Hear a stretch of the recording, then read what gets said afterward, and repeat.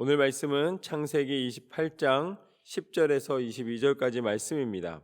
하나님의 집이라는 제목으로 함께 나누겠습니다. 오늘 말씀의 시작은 이렇습니다. 야곱이 브엘세바에서 떠나 하란으로 향하여 가더니 한 곳에 이르러는 해가 진지라. 거기서 유숙하려고 그곳에 한 돌을 가져다가 베개로 삼고 거기 누워 자더니. 야곱이 이제 아버지의 그 말씀하신 대로 이동을 하고는 있지만 현재 자신의 상태는 도망가는 사람의 상태입니다. 이 장자의 명분을 자기가 가졌다는 것과 아버지의 축복을 받았다는 것이 이 야곱에게는 너무나 큰 일이었습니다. 그래서 정처 없이 가다가 결국은 한 곳에서 유숙하게 됐는데, 그게 어떤 우리가 지금 말하는 호텔이나 이런 데 들어가는 것이 아니라 그냥 돌 하나 가져다가 땅에서 베고 자는 그런 신세가 된 것입니다. 그런데 그곳에서 자고 있었더니 12절 말씀부터 보면 이렇게 나와 있습니다. 꿈에 본즉 사닥다리가 땅 위에 서 있는데 그 꼭대기가 하늘에 닿았고, 또 본즉 하나님의 사자들이 그 위에서 오르락 내리락하고, 또 본즉 여호와께서 그 위에 서서 이르시되 나는 여호와니 너의 조부 아브라함의 하나님이요 이삭의 하나님이라. 내가 누워있는 땅을 내가 너와 내 자손에게 주리니 내 자손이 땅의 티끌같이 되어 내가 서쪽과 동쪽과 북쪽과 남쪽으로 퍼져 나갈지며 땅의 모든 족속이 너와 내 자손으로 말미암아 복을 받으리라. 하나님께서는 야곱에게 하나님의 약속하신 축복을 허락하시는 줄로 믿습니다. 야곱은 장자의 명분을 받았어요. 거기에다가 아버지가 마지막으로 주는 모든 축복도 받았습니다.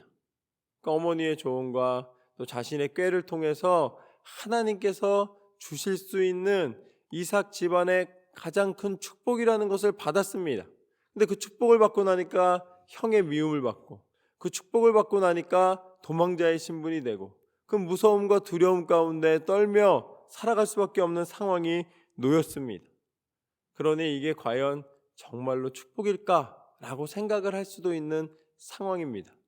그런데 그런 야곱에게, 그것도 길에서 돌을 베고 자는 야곱에게 하나님께서는 뭐라고 말씀하시는가? 내 자손이 땅의 티끌같이 되어 내가 서쪽과 동쪽과 북쪽과 남쪽으로 퍼져나갈지며 땅의 모든 족속이 너와 내 자손으로 말미암아 복을 받으리라. 할렐루야. 아브라함에게 이 창세기 17장에서 약속하셨던 그 약속의 말씀이 그대로 야곱을 통하여 하나님께서 이루시는 줄로 믿습니다. 그래서 야곱에게 하나님이 주시는 축복은 무엇이냐면, 오늘 13절 말씀에 나온 것처럼 아브라함의 하나님이요 이삭의 하나님이요, 그 다음에 어떻게 돼요? 에서의 하나님이 아니라 야곱의 하나님이 되셨습니다. 무엇을 소망하시고 무엇을 사모하시고 무엇을 향하여 가시겠습니까? 나의 하나님, 나의 하나님, 하나님이 나와 함께 하신다면 길가에 놓여있는 돌베개를 베고 잔다 할지라도 그곳에 임하셔서 그 땅을 허락하시는 하나님을 만나게 될 줄로 믿습니다. 야곱의 하나님이 되셨노라. 그래서 15절 말씀처럼 하나님은 이렇게 말씀을 하십니다. 내가 너와 함께 있어 내가 어디로 가든지 너를 지키며 너를 이끌어 이 땅으로 돌아오게 할지라. 내가 내게 허락한 것을 다 이루기까지 너를 떠나지 아니하리라 하신지라. 야곱이 잠에 깨어 이르되 여호와께서 과연 여기 계시거늘 내가 알지 못하였도다. 할렐루야. 하나님은 그 모든 것을 주관하시고 응답하시고 역사하시는 분이신 줄로 믿습니다. 그래서 야곱 안에 무엇이 임하는가? 17절부터 제가 19절까지 읽겠습니다. 이에 두려워하여 이르되 두렵도다 이것이요 이것은 다름 아닌 하나님의 집이요 이는 하늘의 문이로다 하고, 야곱이 아침에 일찍이 일어나 베개로 삼았던 돌을 가져다가 기둥으로 세우고 그 위에 기름을 붓고 그곳 이름을 베델이라 하였더라. 이 성의 옛 이름은 루스였더라. 하나님께서는 이 야곱에게 베델의 은혜를 허락하여 주신 줄로 믿습니다. 두렵도다. 이곳이 바로 하나님의 집이구나. 이곳이 하나님의 임재하시는 곳이구나. 야곱이 돌베개를 베고 잤던 그 곳이 바로 하나님께서 역사하시는 곳인 줄로 믿습니다.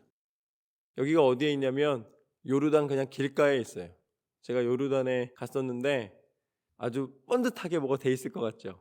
근데 그냥 길가에 있어요.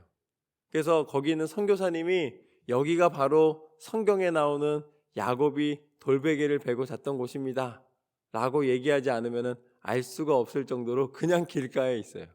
근데 제가 그것을 보면서 느낀 게 무엇이냐면 하나님께서 이곳을 통하여서 역사하실 때에 그 지역 자체가, 오늘 그 땅 자체가 축복받은 것이 아니라 하나님이 야곱과 함께 하시는 것이 축복인 줄로 믿습니다. 다른 데들은 아주 오히려 다른 관광지들은 아주 멋있게 해놨는데 이 지역은 그냥 지나가면서 저기가 거기에요 그 말 안 했으면 알 수도 없는 지역이에요. 편말도 없어요. 그런데 그래서 이 말씀이 더 힘이 있는 이유는 하나님이 그 땅 자체를 축복하신 것이 아니라 하나님은 그 약속을 야곱에게 임하신 것입니다.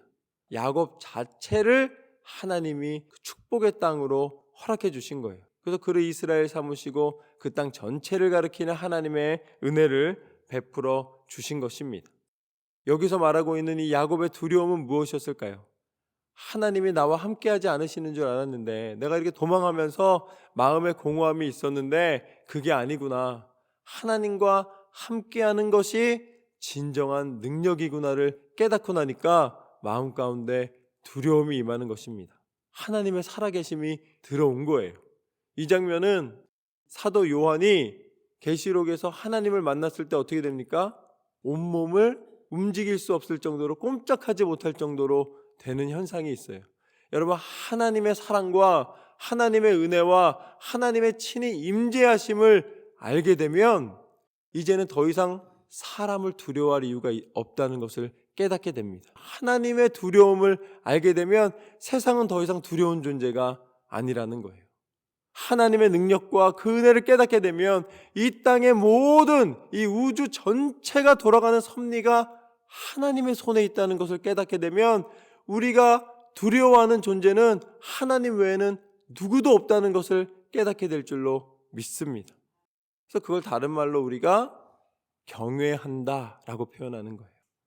하나님을 온전히 두려워하는 이것이 오늘 야곱에게 임하였습니다. 지금까지는 어떤 사람이었어요? 야곱은 지금까지 꾀가 많은 사람이었어요. 그래서 형을 속이고 형의 장자의 명분을 가져온 사람입니다. 형이 가장 허기졌을 때에 그 육신에 이것을 공급하면 장자의 명분을 가져올 수 있다는 것을 알고 형에게 그것을 제안하는 야곱이었습니다. 그러나 하나님께서는 이제는 어떤 하나님이 되십니까? 야곱에게 하나님을 두려워하는, 하나님의 친히 임재하심을 경험하게 하시는 하나님이신 줄로 믿습니다. 하나님과 함께하는 것보다 더 큰 능력은 없습니다. 그래서 그 두려움이 임한 곳, 그 두려움이 임한 순간, 그 순간 하나님께서 야곱에게 지혜를 주셔서 그곳에서 하나님의 집임을 깨닫게 해주시고 그곳을 베델로 부르게 하시고 하나님의 은혜를 입게 하신 줄로 믿습니다. 20절부터 보면 야곱이 서원하여 이르되 하나님이 나와 함께 계셔서 내가 가는 이 길에서 나를 지키시고 먹을 떡과 입을 옷을 주시어 내가 편안히 아버지 집으로 돌아오게 하시면 여호와께서 나의 하나님이 되실 것이요 내가 기둥으로 세운 이 돌이 하나님의 집이 될 것이요 하나님께서 내게 주신 모든 것에서 10분의 1을 내가 반드시 하나님께 드리겠나이다 하였더라. 야곱이 뭐라 그럽니까? 서원을 합니다.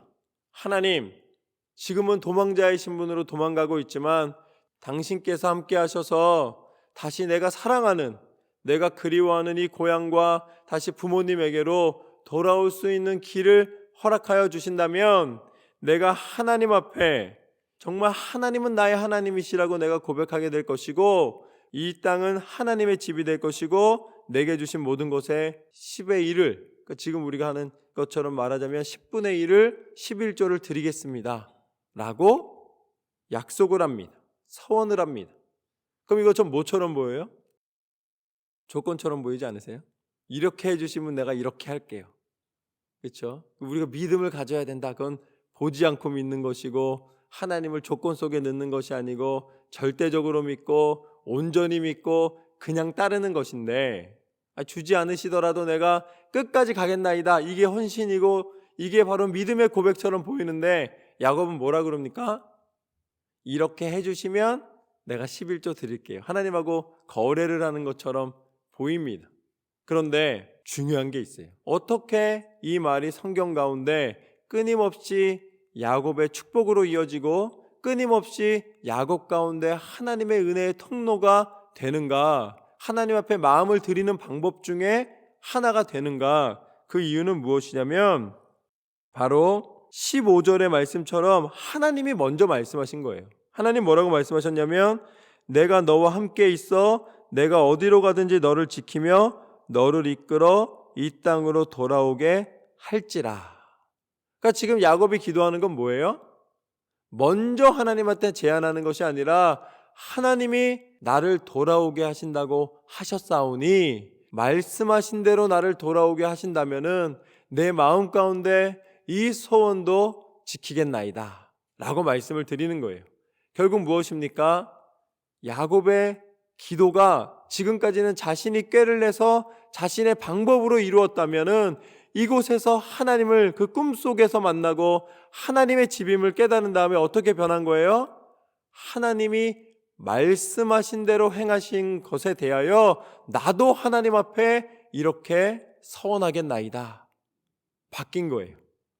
하나님의 말씀대로 이루어 주옵소서, 하나님 약속대로 이루어 주옵소서, 나도 하나님 앞에 이렇게 행하겠습니다. 하나님 말씀이 먼저 되고 그 다음에 하나님 앞에 자신의 마음의 소원과 마음의 결단을 고백하고 있는 것입니다.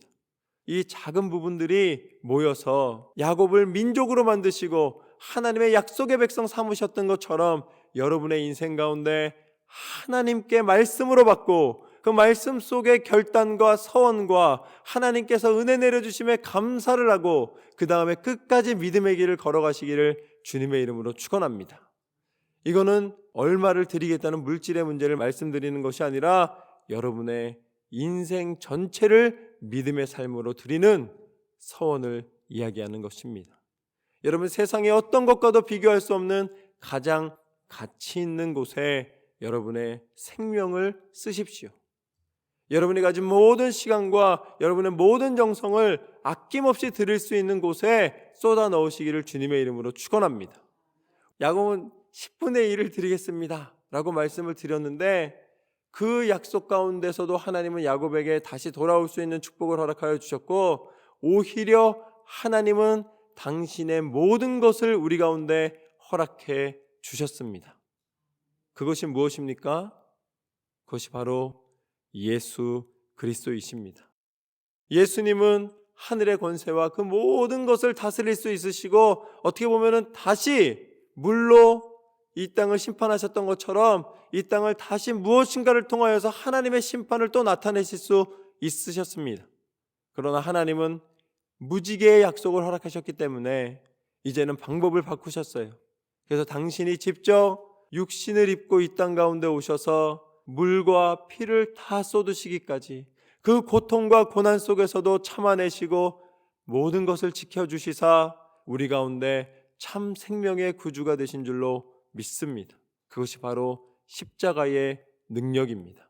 십자가는 우리의 소망이 되었으며 십자가가 세상 무엇으로도 채울 수 없는 하나님의 약속의 증거가 되었습니다.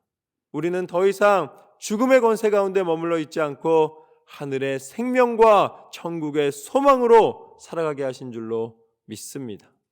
오늘 이 모든 것을 이루신 하나님은 오늘 야곱 가운데 말씀하신 대로 우리와 함께 하시는 하나님이시노라.